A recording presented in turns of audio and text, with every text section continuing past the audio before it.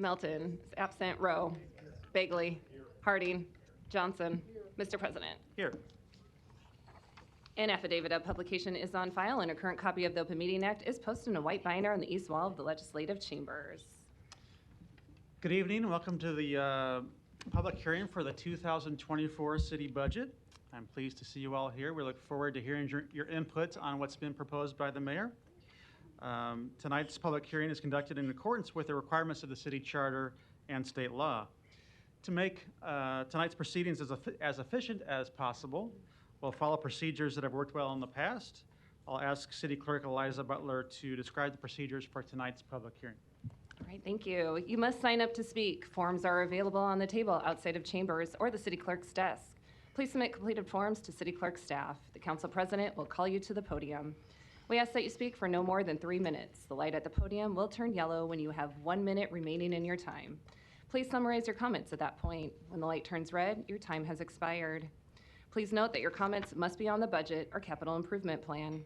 Please submit written comments to the city clerk. They will be made part of the record. Council members welcome your calls and emails if you wish to discuss issues in greater detail.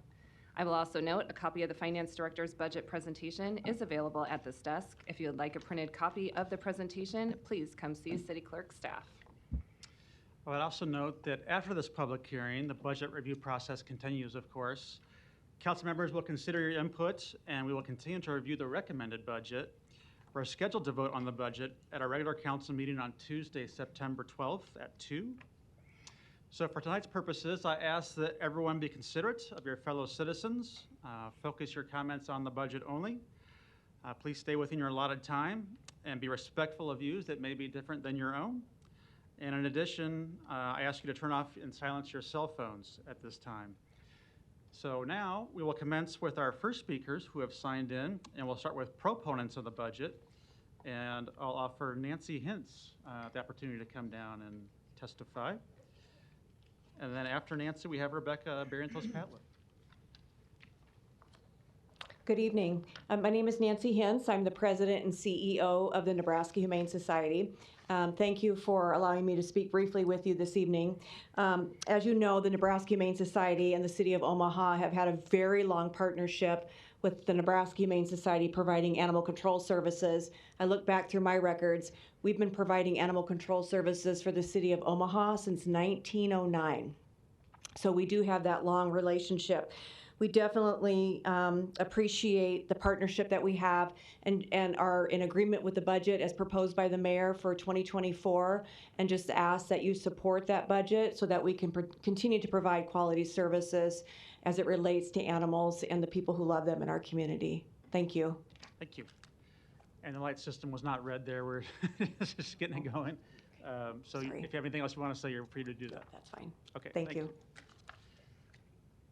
We'll see if we can't get it operating correctly here. Doing okay? Yes. Okay, thank you. Rebecca, you're next. Next proponent. Excuse me. Rebecca Barrientos Patlin, 3305 East Street, Omaha, Nebraska, 68107. First of all, I want to thank this board. I want to thank our mayor and the Omaha City departments working so hard on this budget and throughout the year and throughout the years and every day. Again, I want to say thank you for taking care of South Omaha while we've had this empty seat. We would really like Omaha to grow, and I did see that that there was some things for South Omaha, but not enough allocations for South Omaha for funds for things that we would like to see in our growth for South Omaha. As I read the whole budget, I have noticed that empty seat. And like I said, it just there was not enough allocated for us. I believe that South Omaha needs more. I would hope the next person in the district would be able, District 4 would be able to see the needs for improvement in our area and vie for some more monies. On page 268, I highly respect our Omaha police officers and agree with the proposed 2024 mayor's budget for them. I noticed that one is missing. Something's missing in that. And With that, I would have to say, as the neighborhood association founder and president, I've heard the cries and I've seen the stats of the mayor's action line, our mayor's hotline. I am asking that the police budget would bring back the nuisance task force. In case you don't know what that consisted of, it was dead storage, it was unplated cars, and there was a couple things like more public safety. We need to have our sex offenders checked. We in South Omaha and North Omaha have so many sex offenders, child sex offenders, and at a time, Douglas County Sheriff's Office was only checking them, but I had pushed for Omaha Police Division Department to knock on doors to see if they were supposed to be there at the home that they had written down. And because of that, there was 2 offenders that were absconded and they were sent back. So we really need Omaha Police Division to continue that type of service for Omaha and South Omaha. I noticed also on page 452 that the mayor budget no longer has PACE on there, and I'm asking for the mayor to kindly replace it or have this city council amend it before you vote on the entire budget. The $125,000 is much needed when you think about our kids running around Rebecca, again. the lights are red. If you want to summarize your comments. You know, I'm sorry? Summarize your comments. The light is red. I didn't hear you. The light is red. If you can summarize your Oh. comments. Is that it? Yep. Well, you know, I was talking to the sheriff out there, and he said 30 minutes. He was just kidding. I tried. Thank you. That concludes proponents. We have opponents now that have signed in, and our first opponent will be Doug Kagan.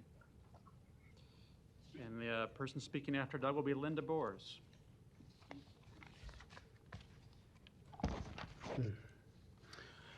Good evening, Doug Kagan, 416 South 130th Street, representing Nebraska Taxpayers for Freedom. We have titled this budget The Good, Bad, and the Ugly. There is some good. The city prepares its budgets according to the accrual basis of accounting so that taxpayers can examine revenue and expenditures in the same time frame. The city has a very good general obligation bond rating. Funding sources are increasing and more resources targeted for public safety. Several departments decreased use of part-time and seasonal workers and cut overtime hours. The budget does not utilize the 3.5 cent levy increase to fund the 200 million street improvement program. The bad. However, the budget claims that the city actively opposes state legislation that imposes mandated costs on the city without providing a revenue source to pay for these costs. Yet, at a legislative hearing this session, no city official testified for LR1CA, which would have required the state to pay for these unfunded or underfunded mandates. The mayor padded her staff by hiring a homeless services coordinator and community street outreach staffer. The Human Rights and Relations Department includes programs that have no connection to basic city services and actually promotes critical race theory.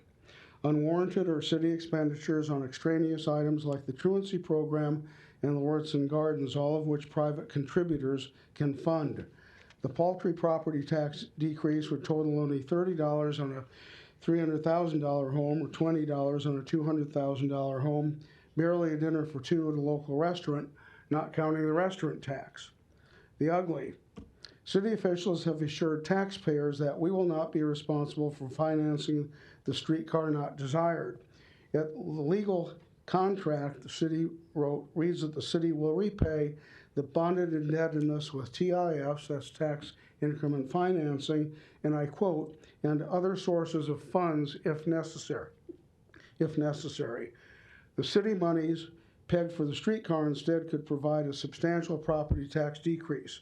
Our taxpayer group already has emailed you, some of you, a copy of the thousands of citizens who signed our online petition opposing the streetcar project, and we've brought hundreds more signatures on paper petitions. Please apply the brakes to this project. Thank you. Thank you. Next opponent, Linda. And after Linda is Dennis Schleitz, I think it is. Good evening. I'm Linda Boers, 9542 Ruggles Street. The valuation on my home increased $46,000 or 26% this year. This is not a one-time catch-up, but continuing as my increase over the past 5 years has been 58%, $83,000. Valuation increases citywide during these years were 37% per the budget document, page 13, derived from the graph. Given home sales prices in my area over those years, my home has been appropriately valued. My issue is with the property taxes due to the tax levy. Per page 19, over that period, the city cut the levy only once, a mere 2%, minuscule in comparison to the large valuation increases. Increases in personal income and the state property tax credits do not cover the additional property taxes. Lower the 2024 levy more than a mere 2%, as the city has been taking advantage of increased valuations versus lowering the levy to neutralize extreme valuation increases. Be mindful of the growing tax burden on all city taxpayers, especially retirees such as myself, and hold the spending increase to 4% or less versus 7%. Police department pay needs to be increased, and I agree with Omaha police pay being the highest in Nebraska.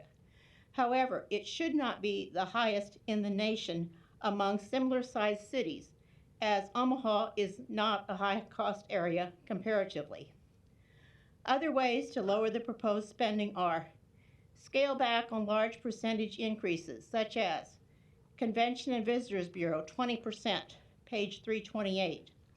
56% on Parks, Recreation, and Public Property, Public Awareness Division, page 154. Eliminate non-basic service spending, especially things that are the responsibility of other entities, like community service programs, page 452, Victory Boxing Club, Workforce Development Mentoring and Leadership Programs, Truancy Prevention Program, Omaha Symphony, Neighborhood Grants. General Contractual Services, page 454, Nebraska Humane Society, Western Heritage Society, UNMC, Omaha Zoo. Also, delay low-priority operating expenses and capital improvements, such as playground and facility upgrades citywide. Thank you. Thank you, Linda. Dennis, you're next, and then we have Kyra Britt. Good evening. My name is Dennis Schleiss, 4512 Hickory Street. The valuation on my house increased by 20% this year, by $40,000. This increase means that my property taxes also will go up. Even with the property tax credits, my taxes will go up because the valuation hike erodes the tax relief I receive from the property tax credits. I often hear from elected officials that they have not raised the property tax levy, so they have not raised my taxes. But when you leave the tax levy rate the same or lower it a little bit, my taxes do increase because of my valuation increase. I am here this evening to ask you, elected officials, to lower the property tax levy to neutralize the extreme valuation increase of my property and the properties of other residents of this city. Thank you. Thank you. Kyra, you're next.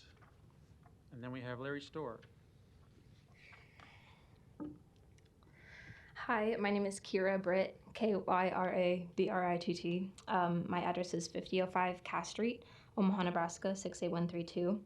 And I'd like to start by saying I do not support the amount of money going to the Humane Society. That might sound a little backwards, but I don't think they're using their funds like they should. Not to call you out, Nancy, because your job is really hard, but you make a lot of money, and your employees don't even have the right materials to take care of the dogs in the right way. They don't have enough leashes. They don't have enough treats. They don't have walkie-talkies to keep themselves safe, to communicate with their coworkers if something does go wrong with their dogs. So I think we need to figure out how they're using their funds and organize that a little bit better before we add money to their budget. But I also wanted to talk about the police department budget. The increase sounds like it's coming from a place of wanting to recruit more officers and retain them so that they're more to respond to crime. But I think we need to be investing more money in public resources that prevent crime in the first place. So, for example, a study from UC Berkeley estimates that a mere 1% increase in the high school completion rate of men in the U.S. would save the country up to $1.4 billion annually as a result of reduced crime. So if you want to make our tax dollars count, I suggest reallocating a portion of the proposed police funds to Omaha's education system to ensure that all students, not just those attending private schools, receive access to a quality education. Not surprisingly, access to safe and engaging public facilities also reduces crime. In 1980, New York City's Bryant Park Corporation was formed to renovate Bryant Park to increase safety and attract more visitors. And after just 2 years, long before the renovations were even finished, crime in the area decreased dramatically. Grand larceny went down by 42%, reported robberies dropped by 72%, and arrests for drug possession decreased by 76%. So I'd also like to see us reallocating some of the police budget to public services like parks, libraries, community centers, things like that. And also I'd like to see more money going to services for unhoused people, especially the homeless day services. I don't see why we should be decreasing the funds going into that, especially with climate change and like heating and cooling centers. I don't know, things like that are really important, and we're going to need them more as the weather changes. So yeah, thank you. Thank you, Kyra. Next speaker is Larry, and then after Larry, we have Isabella Manhart. Do we need to give our address? Yeah. Larry Store, 5015 Lafayette Avenue, Omaha 68132. I guess 3 minutes is not a whole lot, but I'd like to make a comment first that the sound is not very good. So in your budget, I'd like you to spend some money fixing the sound system. I don't know if everybody can hear it or not, but it's a typical problem. Otherwise, the areas of the budget that I am opposed to are many and varied. I do agree with Mr. Kagan and Mr. Slice and the lady about the tax levy, because of the property tax levy that everyone seems to want to blame somebody else for. But you do levy a certain amount on us, so please reduce it. I may have to leave Omaha if you don't. Reductions to police and sheriff department, law enforcement programs of any kind or employment, I am definitely opposed to. According to the news lately, everybody's very short of employees and we need more. So obviously you need to increase the reasons for people to want to be a police officer and not decrease the budget. And on that topic, I am definitely opposed to any discussion whatsoever, resolutions that I have heard in the past about maybe reducing police budgets for programs for critical race theory, diversity, inclusion, and equity. And that goes into the Human Relations Department also, I guess. Let's take those words out of our resolutions. Those are divisive. They're racist. I was not alive in those days. I'm not guilty, but they're all trying to make us guilty even though we weren't present. So please remove those hate speech items from your resolutions. Don't spend money on them. And don't spend money letting them spread their programs. A lot of those are national institutions, national 501c3 organizations that are speaking more power to you than we, the citizens here in Omaha, have. So please don't entertain them. Thank you. Thank you. Isabella?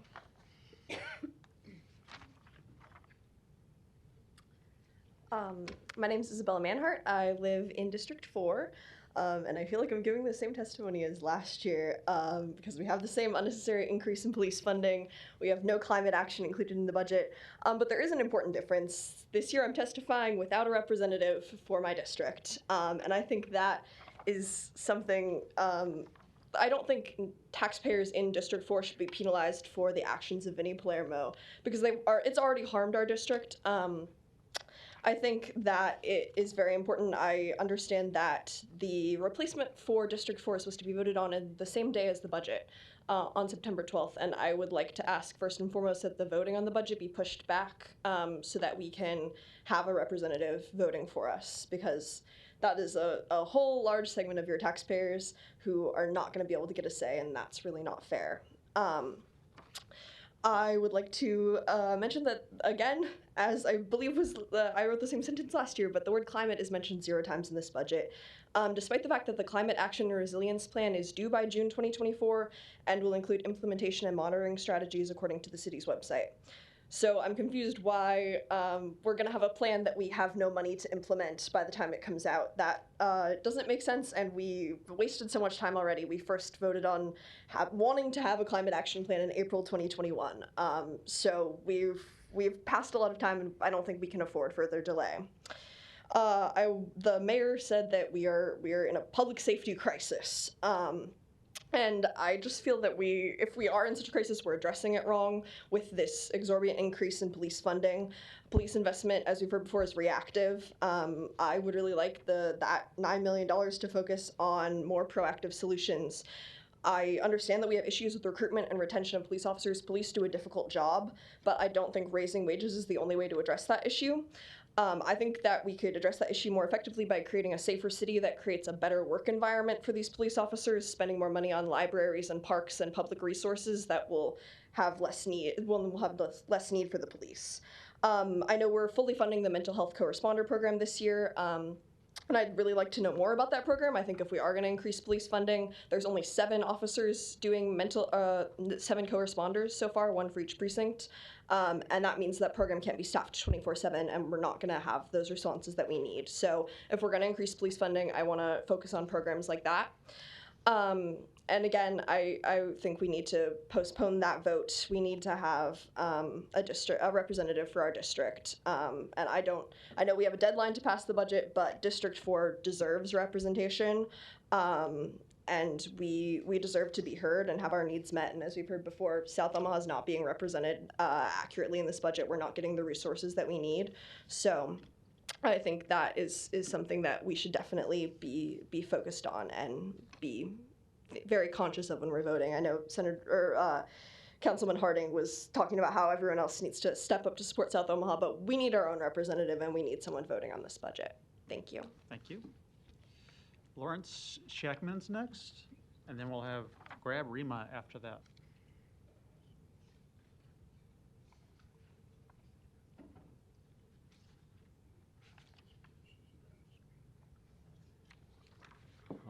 Name's Lawrence Shackman at 6515 Stone's Throw Drive, Omaha, Nebraska. Tonight I want to comment on the Nebraska Humane Society budget for the next fiscal year. The July 25th edition of the Omaha World Herald said it was a 1.6 million increase to 1.6 million, about 50% higher than last year. I propose that the budget increase goes $400,000 of the budget increase goes specifically to reopen the Lead Spay-Neuter Center. The closing of the center has resulted in a community cat population explosion that has cat rescues in Omaha and surrounding communities that can't keep up with. All the hard work that cat rescues have done prior to the center closing has been sacrificed because of it. The center was a vital component in humanely controlling the community cat population. Ignoring the problem for the last 16 months did not make it go away. In addition, the number of cats altered by the cat rescues have gone up significantly and has put both a financial burden and stress on the volunteers of the cat rescues. There's also the issue of veterinarians who will alter community cats, and many of them will not. With the center closing, colony permit holders are not able to get their cats altered at the center, and they're asking the cat rescues to help them. The rescues rely on donations and grants to pay for veterinary bills. However, we can't compete with the fundraising staff of the NHS, and we don't receive fundings from the City of Omaha. Concerning that we are doing the work of NHS, maybe you should. Last year, Feline Friends altered 704 cats and kittens. About a third of these cats would have been altered at the center if it was open. Other cat rescues are experiencing similar increases. The City Council has a responsibility to address the issue, which I think is important and the right thing to do. Thank you. Thank you. Next we have, I think it's Gab, is that correct? Okay, thank you. Sorry I said that wrong the first time. And after Gab, we have Luis. And I believe Luis is our last speaker, unless there's others that have signed in. Good evening. My name is Gabriel Rima. I live in District 3, and I did have my address requirement waived. I'm here today as an opponent of the proposed 2024 budget for just a few reasons. A lot of my comments are going to echo some of Isabella's previous comments, but I would like to kind of say again that I did notice that the climate action plan is not present in this budget. I am super excited to see that we have received grant money to pay for the creation of the plan, which is set to be completed in June 2024. However, because it's not mentioned at all in the 2024 budget, that does say to me that we don't have any plans to fund the implementation of the plan, which is distressing because that would mean that a plan we voted to have in 2021 wouldn't be beginning to be enacted until 2025. That's quite a long wait for something like this, especially when it is an action plan to address a current issue. I also want to say that I would love to see more funds devoted to other kind of climate action and sustainability related issues. That includes protected bike lanes and other measures, as well as devoting resources to, as Kyra mentioned, our homeless day services. Right now, warming and cooling centers for unhoused residents of Omaha are only open in emergency situations from 9 a.m. to 5 p.m. And obviously, in the extreme cold temperatures we've been experiencing in recent winters, there's nowhere to go at night if the actual shelters are full. And that can be really dangerous for people. So I'd love to see an expansion of that project or more looking into that. A few other things I would like to be funded more include the public library, which has been talked about in the last few years as being underfunded. I think we have the power to fund it, and I would love to see that. I do also want to echo that I know that we have a deadline for the budget, but I do think it is unfair to my neighbors in South Omaha that there is no one representing South Omaha tonight, and there may not be anyone from South Omaha weighing in on this budget. And that is all. Thank you. Thank you. Luis will be our last speaker, unless there's anyone else who would like to sign in at this time. Unless they do, we'll recognize Luis as our last speaker. Thank you. Thank you. Luis Jimenez, 2709 Dewey Avenue. Oh, damn it. Omaha Police is going to receive $9 million, and from what I heard, that the mayor is short in officers, or the city's short in officers, so I don't think it's going to go to salary. So that's an opportunity to finance resource officers, or like I said, it's not going to go to salary officers. It's going to go to marketing. I don't think you need $9 million for marketing. So do look at the expenditures when they come forward to council. What I want, we don't get to have this. Okay. Oh. Should pop up. I am interested in the Green Street concept that the planning department has incorporated into their plan. And I just want to show you guys what that looks like. If you can see here, there is a treescape at the curb separating the sidewalk. Separating the sidewalk from the street traffic.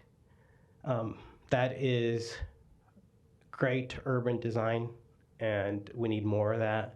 This is on 24th Street near where I live. I also would like to see more funding by the city council, or I mean by the city for mental health community services, which the county provides. I think you guys need a bigger partnership than intoxication, which is a mental health issue. But you're like Councilwoman Melton said, the city council services other services residents that are being serviced by other bodies, public bodies. So there is a she worries about a overlap in services. Though mental health is it's an issue throughout the country and here. So if you guys can provide more funding than $45,000, that would be a good area to do overlap. And then do look at downtown traffic. It doesn't take a lot of money for to put up a sign or to guide pedestrian and vehicle traffic in downtown, and it's needed. Thank you. Thank you. That concludes our hearing. We want to thank you all for being here and for providing this input. As I mentioned, the City Council will now take this input into consideration and may offer amendments to the proposed budget, and we'll consider those amendments and the budget on September 12th at 2 o'clock at our next regular meeting. Is there a motion to adjourn? Motion and a second. Roll call. Melton. Rowe. Bagley. Harding. Johnson. Mr. President. Yes. Motion passed 6-0. Meeting is adjourned at 7:01.